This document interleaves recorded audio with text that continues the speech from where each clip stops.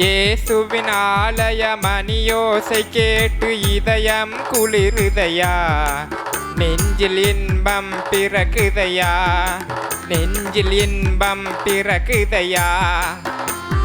இயேசுவின் ஆலய மணியோசை கேட்டு இதயம் குளிருதையா, நெஞ்சில் இன்பம் பிறக்குதையா, நெஞ்சில் இன்பம் பிறக்குதையா.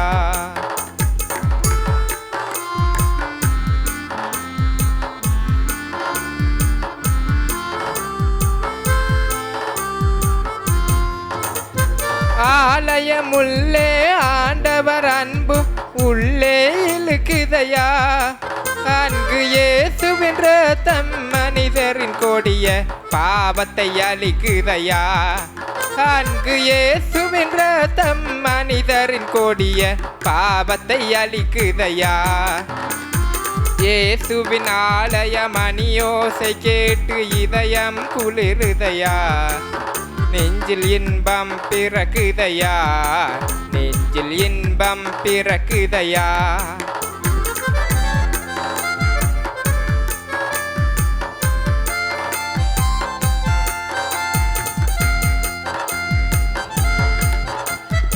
அமைதியின் பிறப்பிடம் அன்பின் உறவிடம் அங்கே தெரியுதையா, இயேசு வழியினில் பயணம் செல்பவர் வாழ்வின் எல்லாம் புரியுமையா, இயேசு வழியினில் பயணம் செல்பவர் வாழ்வின் எல்லாம் புரியுமையா. இயேசுவின் ஆலய மணியோசை கேட்டு இதயம் குளிருதையா, நெஞ்சில் இன்பம் பிறக்குதையா, நெஞ்சில் இன்பம் பிறக்குதையா.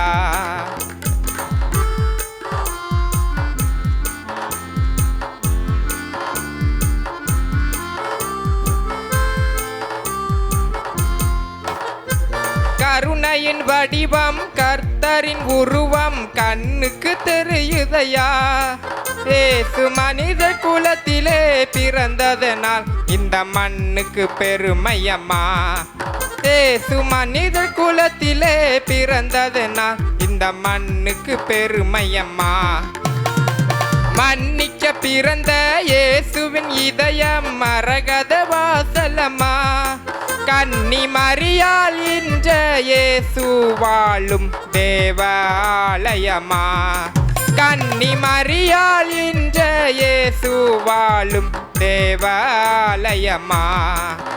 இது தேவாலயமா, இது தேவாலயமா, இது தேவாலயமா.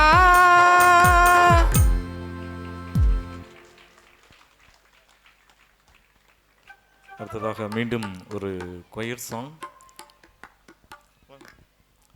இவரை பெருமான் மற்றவல்லரை பூமான் என்ற ஒரு சிறப்பு பாடல், ஒரு கொயர் சாங்.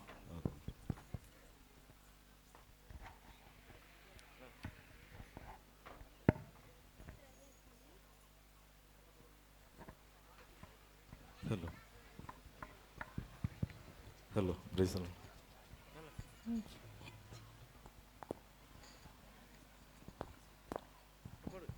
ஹலோ.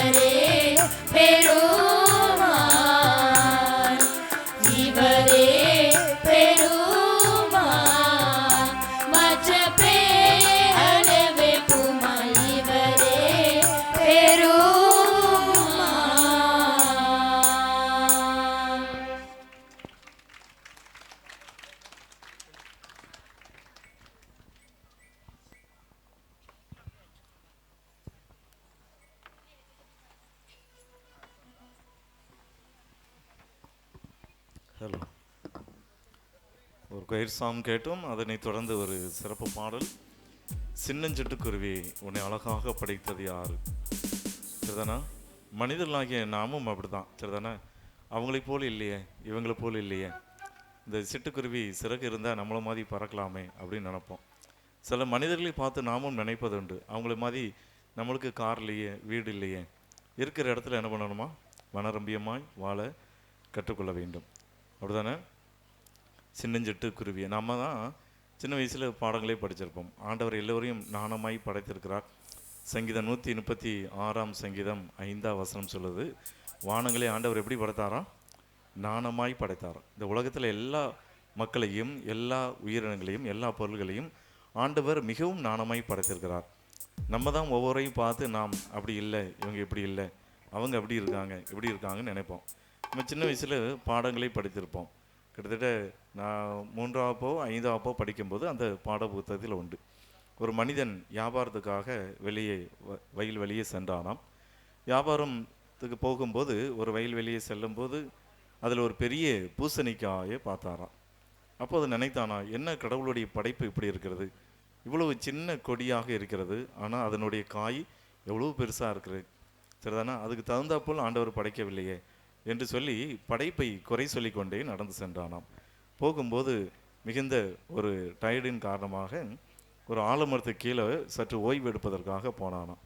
அப்போ படுத்திருக்கும்போது அதையும் நினச்சானாம், இவ்வளோ பெரிய பறந்து விரிந்த ஆலமரம், அதனுடைய பழத்தை ஆலமரம் பழம் பார்த்துருக்கீங்களா, எவ்வளோ பெருசாக இருக்கும், சின்ன பழமாக இருக்கும். அப்போவும் நினச்சானாம், என்ன கடவுள் இப்படி படைச்சிருக்காரு, இவ்வளோ பெரிய ஆலமரமாக இருக்குது, அதுக்கு சின்ன பழம் வந்து சிறுசாக இருக்குது, ஆனால் அந்த பூசணிக்காய் கொடி சிறுசாக இருக்குது, அவ்வளோ பெரிய பூசணிக்காயாக இருக்குது, ஆண்டவர் என்ன தான் படைத்திருக்கிறார் என்று சொல்லி யோசித்து கொண்டே சற்று அசந்து தூங்கிட்டானாம்.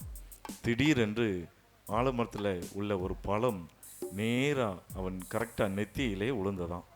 அப்போதான் நினச்சிருந்தானா, கடவுள் மிகவும் நாணமாய் படைத்திருக்கிறார், இந்த ஆலமரம் இவ்வளோ பெரிய ஆலமரம் பூசணிக்காய் மாதிரி பெரிய பழமாக இருந்துச்சுன்னா பூசணிக்காய் உடையதே இல்லையோ, நம்ம மண்டை உடஞ்சிருக்கோம், ஆண்டவர் ரொம்ப நீர்த்தியாக படைச்சிருக்கார். அதே போல் சின்னஞ்சிட்டு குருவியை உன் சிறகை எனக்கு தருவாயா, ஆண்டவர் அவளை பார்க்கல நம்மளை விசைத்தியதமாய் ஆண்டவர் நம்மளை தான் நேசிக்கிறார் என்று சொல்லி சிறப்பாக பாடல் பாட வருகிறார்கள் அன்பு மகன் மாதிலன் மற்றும் மணிமாலாவின் குரலில் சின்னஞ்சிட்டு குருவியே என்ற ஒரு பாடல்.